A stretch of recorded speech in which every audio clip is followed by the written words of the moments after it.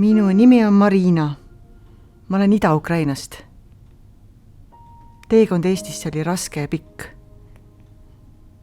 Kuulen öösiti, kuidas mu teismeline salaja patja nutab. Meil on kass.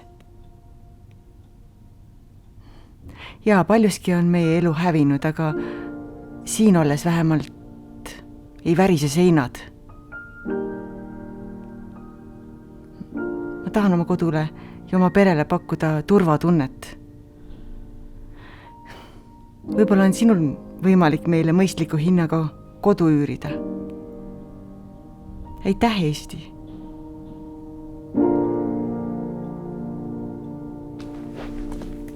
Paku oma üüripinda pagulasabi.ee/majutus